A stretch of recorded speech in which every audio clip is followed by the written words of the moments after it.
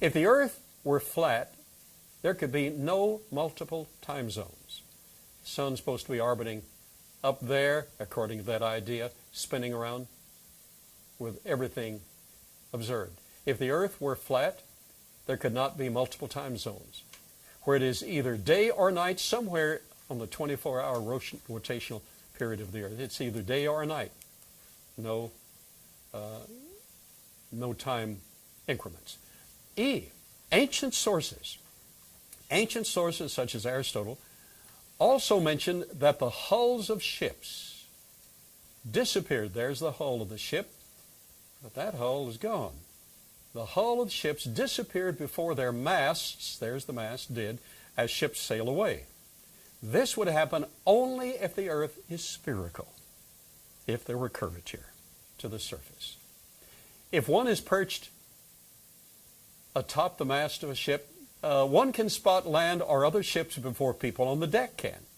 This is why spotters often were placed in a crow's nest higher above a ship's deck. If the earth were flat, there would be no advantage to being on the deck. A similar thing can be observed on land. It is possible only if the earth is spherical. Okay, now here's a contribution from David Bassett, Associate David Bassett. Associate, no salary, just a title. Right, David? But a good title. Okay, so these are contributions.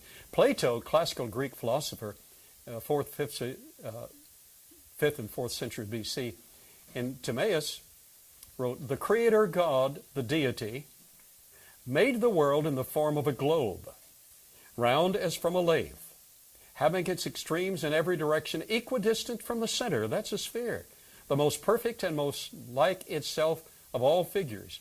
For he considered that the like is infinitely fairer than the unlike." Smart guy. The Venerable Bede, English Roman Catholic monk, 8th century AD, wrote, "We call the earth a globe because if all things are included in the outline, the earth's circumference will represent the figure of a perfect globe, and not circular by a shield, but rather like a ball, and it extends from its center with perfect roundness on all sides." Well, it actually bulges, but he's right in principle, but it bulges only slightly. Thomas Aquinas, Italian Catholic priest and medieval philosopher, wrote, "The physicist proves the earth is round by one means, the astronomer by another. For the latter proves this by mathematics, that is, by the shapes of ellipses, or something of that sort, while the former proves it by means of physics, that is, by the movement of heavenly bodies toward the center, and so forth." And they recognized that it was a sphere.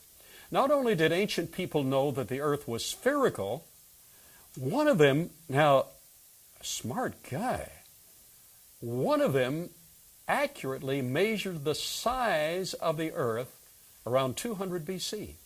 Eratosthenes worked at the great library in Alexandria, Egypt, that was destroyed by the Islamists, unfortunately. One particular year, on the summer solstice, Eratosthenes was in southern Egypt near modern-day Aswan. Being on the northern limit of the tropics, the sun was directly overhead at noon on the summer solstice. Eratosthenes realized this because he could look down into a deep well and see the bottom. Mark got us a deep well, and you can see the water, see the bottom. But he couldn't see the bottom in clear sunlight where he lived in northern Egypt. That guy put things together. Normally, the bottom of a well is not visible because the sun's light does not shine directly on the bottom. He sees a shadow. But it did at noon on the summer solstice because the sun was directly overhead.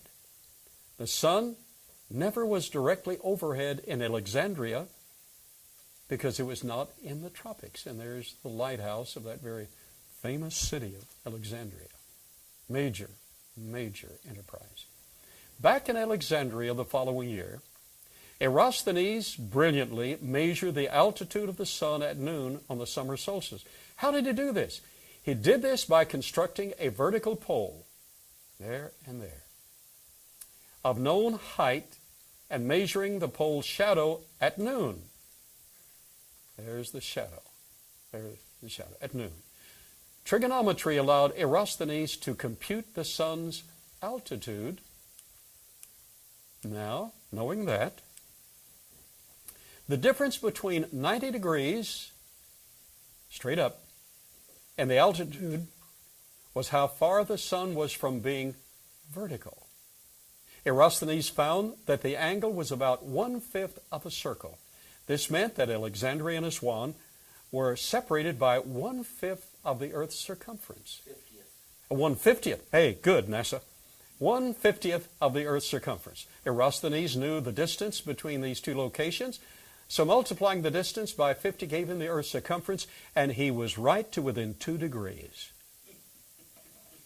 How many of you could have done that?